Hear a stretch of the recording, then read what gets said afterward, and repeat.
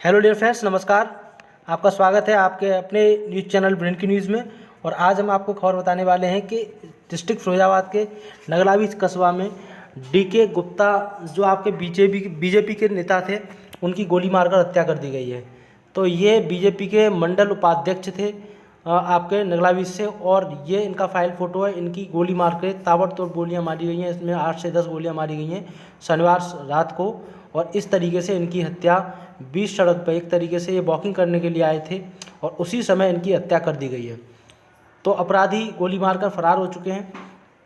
और इतने खुलेआम इस तरीके से किसी को शूट करना, तो अपराधियों के हौसले आप देख ही सकते हैं किस तरीके से बुलंद हैं। और बीजेपी नेता को गोली मारी गई है, कोई ऐसा नहीं किसी विपक्षी पार्टी के नेता को गोली मारी गई हो, बिल्कुल नहीं। ये बीजेपी के एक बड़े नेता थे, उनको गोली मारी गई है। और कुछ दिन पहले ही अभी यहाँ से बीजेपी के कैंडिडेट का जो नॉमिनेशन है वो भी आपका क्लियर हुआ है। तो इसमें पुलिस जांच में लगी हुई है कि कौन व्यक्ति इसमें हो सकता है जो इस तरीके की जो वारदात का जो अंजाम दिया गया है, इनके पीछे किन लोगों का हाथ हो सकता है। तो आगे भी हम इस खबर पर नज़र बनाए हुए हैं।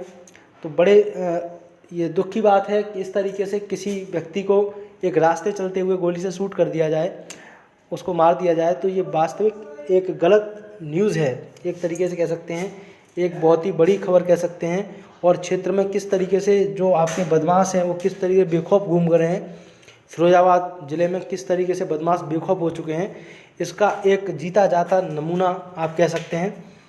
और अगर इन बदमाशों को नकेल नहीं कसा गया तो आगे भी इस तरीके के वारदात देखने को मिल सकते हैं।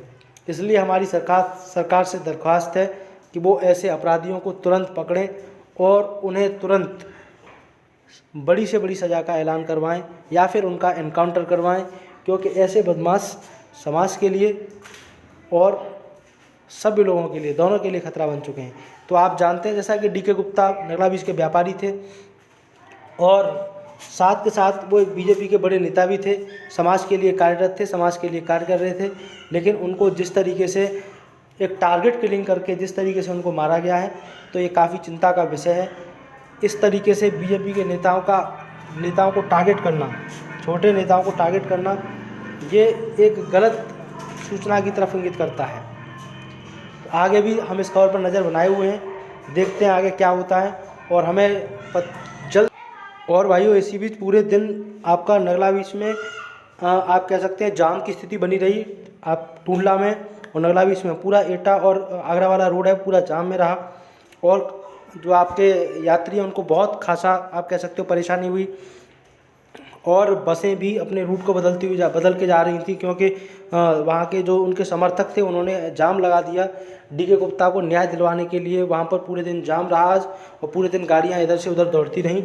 किसी भी तरह पुलिस ने उन लोगों को समझा बुझाकर रोड को खाली कराया और रोड को फिर से सुचारू रूप से चलने के लिए आपका क्लियर कराया है। तो आप कह सकते हैं कि उनके समर्थकों ने भी विरोध किया है इस टारगेट किलिंग को लेके, और कहा है कि इसके पीछे जो भी लोग हैं, अपराधी हैं, उनको तुरंत के तुरंत उनको पकड़ा जाए और उनको शूट आउट किया जाए, उनका एनकाउंटर किया जाए, ये मांग की है। क्योंकि इस तरीके से अपराधी जिस तरीके बेखौफ हो चुके हैं, इन लोगों के लिए यही सज़ा सबसे बेटर रहेगी और इनके लिए कड़ी से कड़ी सज़ा का प्रावधान किया जाए by the government and by the law, by the court. तो आगे भी हम इस खबर पर नज़र बनाए हुए हैं, आगे देखते हैं इसमें क्या होता है। आगे हर खबर के लिए आप हमारे चैनल को सब्सक्राइब कर सकते हैं। धन्यवाद भाइयों, बहुत बहुत धन्यवाद।